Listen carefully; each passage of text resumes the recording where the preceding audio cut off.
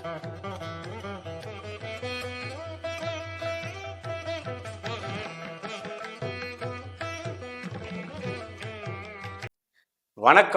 நான் உங்கள் அன்பான சயின்டிபிக் வேதிக் அஸ்ட்ராலஜர் அஸ்ட்ரோ அரஞ்சி பேசுகிறேன். நல்லது நினைப்போம், நல்லதே நடக்கும்.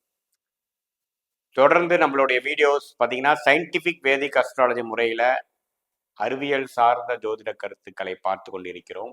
எந்த விதத்திலும் மூட நம்பிக்கைக்குள்ளே போகாமல், உள்ளது உள்ளவாறு, எதையும் மிகைப்படுத்தாமல், பரிகாரங்கள் அது மாதிரி விஷயத்துக்குள்ள போகாமல், ஒரு கிரகம் இருக்கக்கூடிய இடம் பொறுத்து, அது ஜென்ம ஜாதகமா இருந்தாலும் சரி, கோச்சார பலனா இருந்தாலும் சரி, எத்தகைய ஒரு தாக்கத்தை கொடுக்க போகிறது என்பதை உள்ளது உள்ளவாறு அறிவியல் சார்ந்த ஜோதிட கருத்துக்களாக பார்த்துட்டு இருக்கோம்.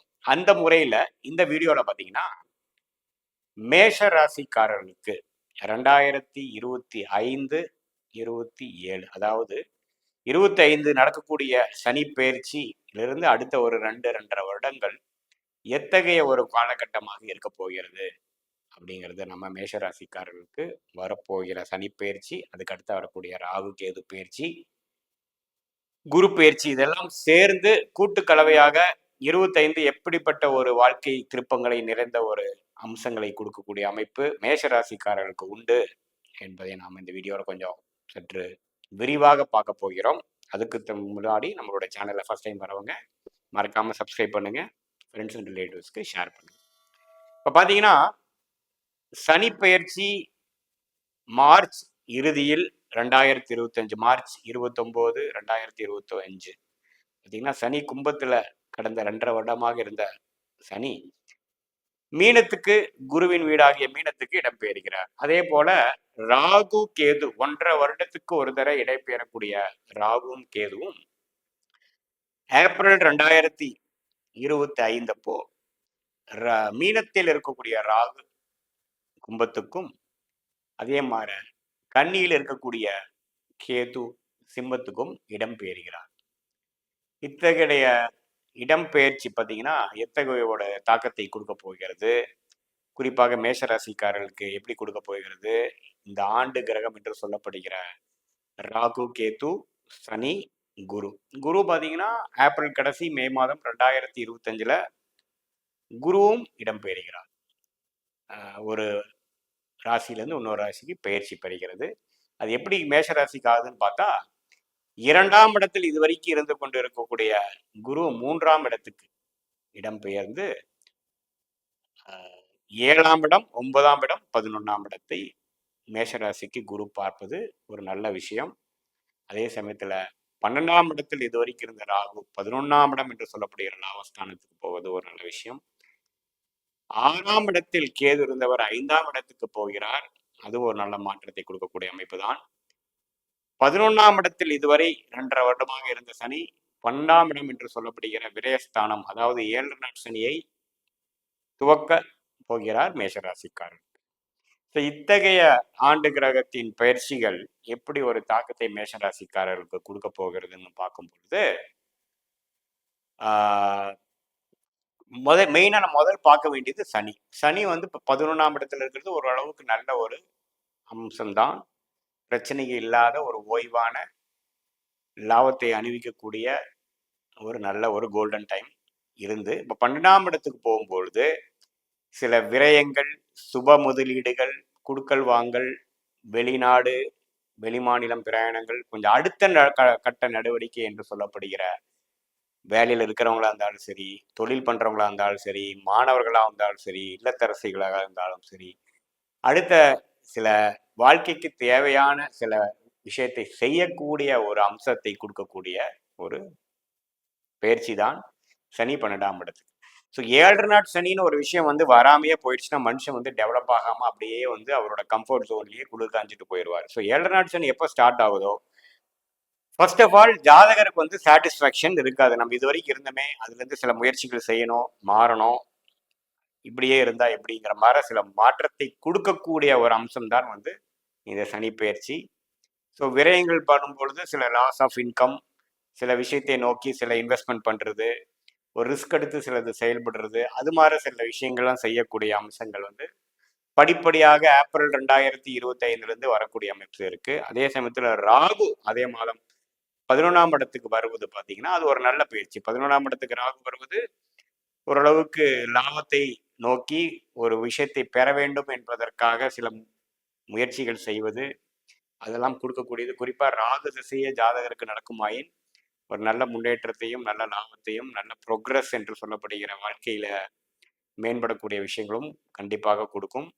அதே சமயத்துல 6ஆம் இடத்துல இருக்கக்கூடிய கேது 5ஆம் இடத்துக்கு மாறுவது பார்த்தீங்கன்னா கொஞ்சம் சுறுசுறுப்பாக சில விஷயங்கள் செய்வது, குழந்தைகளுக்காக சில விஷயங்கள் செய்வது, பூர்வீக விஷயத்துக்காக செய்வது, நமக்கு என்ன விஷயத்துல இன்ட்ரெஸ்ட் இருக்கோ அதுல வந்து கொஞ்சம் உட்பட்டு சில விஷயங்கள் எடுத்து ஒரு குறிக்கோள் நோக்கி நம்ம செயல்படுவது அப்படிங்கிறதெல்லாம் கொடுக்கக்கூடிய ஒரு அமைப்பு தான். ஸோ ராகு கேது பயிற்சியும் ஓரளவுக்கு பாசிட்டிவாக தான் இருக்கிறது மேஷராசிக்காரர்களுக்கு. அதே சமயத்துல சனி வந்து அது வந்து நெகட்டிவா நம்ம 7 நாட் சனி வருதுங்கிறது பயப்பட வேண்டியதில்லை. 7 நாட் சனிங்கிற சனி வரும்பொழுது விரய சனியில வந்து அதிகமான முயற்சிகள், அது பொருளாதாரம் முதலீடா இருந்தாலும் சரி, அதிக உழைப்பு போடுறதா இருந்தாலும் சரி, அதிகமான அலைச்சல்கள் இருந்தாலும் சரி, அது மாதிரி கொடுத்து ஜென்மசனி அப்போ அதை ஜெயிக்கக்கூடிய ஒரு விஷயத்துக்காக போராடுவதும், பாத சனியில வந்து போட்ட உழைப்புக்கும் தகுந்த ஊதியத்தை வருமானத்தையும் அந்த ப்ரோக்ரஸையும் பெறக்கூடிய அமைப்பாக அந்த 7.5 வருடங்கள் வந்து மனுஷனுக்கு வருதுங்க. ஸோ அந்த அடிப்படையில இந்த கம்ஃபோர்ட் ஜோன் குளிர் காய்ந்து கொண்டிருக்கக்கூடிய நேரம் முடியுது என்று நம்ம எடுத்துக்கொள்ளலாம். அடுத்த வாழ்க்கையில வரக்கூடிய ஒரு மேம்பாடுக்காகவும் டெவலப்மெண்ட்டுக்காகவும் அடுத்த படிநிலை பரிமாறும் டோட்டலாகவே நம்மளுடைய லைஃபோட ஸ்டேட்டஸ் மாறக்கூடிய அமைப்புக்கு வேணுங்கிற முயற்சிகள் எடுக்கக்கூடிய ஒரு உத்வேகத்தை கொடுக்கக்கூடிய ஒரு ரிஸ்க் அபிலிட்டியையும் ஒரு முயற்சி எடுக்கக்கூடிய மனநிலையும் சந்தர்ப்பத்தையும் கொடுக்கக்கூடிய அமைப்பு கொடுக்குதுங்கிறத நாம் எடுத்துக்கிறோம். அதே சமயத்துல குரு வந்து 3ஆம் இடத்துக்கு வாடுறது இன்னுமே முயற்சிகள் அதிகமாகக்கூடிய அமைப்புகள், பேச்சு மூலமா, தகவல் தொடர்பு மூலமா, கான்டாக்ட்ஸ் மூலமா சில விஷயங்கள் கிடைக்கக்கூடிய அமைப்புகள், அதே சமயத்துல சில நண்பர்கள் மூலமாக பார்ட்னர்ஷிப் மூலமாக சில ஆதாயங்கள் செய்யக்கூடிய அமைப்புகள், 9ஆம் வீடை பார்ப்பதனால் சில பூர்வீக விஷயத்தினால கொஞ்சம் ஜெயிக்கக்கூடிய அமைப்புகள், லாபம் பெறுவதற்காக சில முயற்சிகள் செய்வதற்காக 11ஆம் வீட்டு பார்வையும் வேலை செய்கிறது. ஸோ கூட்டு விஷயமாக பார்க்கும் பொழுது ஒரு நல்ல அடுத்த நிலை டெவலப்மெண்ட் விஷயத்தை நோக்கி மேஷராசிக்காரர்கள் படிப்படியாக செயல்படுவதற்கு ஒரு உகந்த ஒரு பயிற்சியாகவும் ராகு கேது சனி குரு பயிற்சி வருகிறது. ஸோ இந்த கடந்த 2.5 வருடம் காலகட்டத்தில் நடந்த விஷயத்தை காட்டிலும் அடுத்து வரக்கூடிய 2.5 வருடங்கள் வந்து ஆக்ஷன் ஃபீல்டாகவும் டிராமாட்டிக்காகவும் உழைப்பு சார்ந்த விஷயமாகவும் அதிகமாக நாம் வந்து இத்தனை விஷயங்கள் நடந்ததுன்னு சொல்லக்கூடிய அதிகமான வாழ்க்கை சம்பவங்களாகவும் வரக்கூடிய ஒரு காலகட்டமாக மேஷராசிக்காரர்கள் அந்த காலத்தை கண்டிப்பாக எதிர்கொள்ளலாம். அதுக்கு தகுந்த மாதிரி விஷயங்களை வந்து இந்த 6 மாதம் இப்போ இருந்தே பார்த்தீங்கன்னா ஒரு 6 மாதத்தில் அதுக்கு தகுந்த மாதிரி சில பிளானிங், அதுக்கு மாதிரி சில செயல்பாடுகள்லாம் வரக்கூடிய அமைப்புகள் கட்டாயம் மேஷராசிக்காரர்களுக்கு உண்டு. அது மாணவ செல்வர்களாக இருந்தாலும் சரி, முதியோராக இருந்தாலும் சரி, வியாபாரம் செய்யக்கூடியவர்களாக இருந்தாலும் சரி, முதலீட்டாளர்களாக இருந்தாலும் சரி, எல்லாரும் ஒரு வழியாக அடுத்த வாழ்க்கையில் அடுத்த விஷயத்தை நோக்கி ஒரு குறிக்கோளை நோக்கி ஒரு படிநிலை மாறுவதற்காக ஒரு ஸ்டேட்டஸ் மாறுவதற்காக நம்ம எடுக்கக்கூடிய முயற்சிகள் திருவினையாக்கக்கூடிய ஒரு நேரமாக கண்டிப்பாக 2025, 26, 27 வந்து மேஷராசிக்காரர்களுக்கு இருக்குமே தவிர இது வந்து 7 நாட் சனி ஸ்டார்ட் ஆயிடுச்சு, நம்ம கோல்டன் டைம் முடிஞ்சிருச்சு, கம்ஃபோர்ட் ஜோன் முடிஞ்சதுங்கிறது இல்லை. இது வந்து ஒரு அடுத்த நிலை வாழ்க்கையில முன்னேற்றத்திற்கான ஒரு காலகட்டம் ஆரம்பம் ஆகிவிட்டது, மணி ஓசை கேட்க ஆரம்பிவிட்டதுங்கிறதான் நம்ம எடுத்துக்கணும் என்பதுதான் உண்மை. இது ஒரு பொதுவான பலனையை தவிர உங்களுடைய ஜாதகத்தில் என்ன ஒரு தசாபுக்திகள் உங்களோட ஜென்ம ஜாதக பிரகாரம் அந்த தசாபுக்திகள் உங்கள் லக்னத்துக்கு எத்தகைய ஒரு தசாபுக்திகளாக இருக்கிறது பொறுத்து உண்மையே துல்லியமான பலன்களை நாம் கண்டிப்பாக பெறுவோம். மீண்டும் மற்றொரு காணொலியில் சந்திப்போம். நன்றி, வணக்கம்.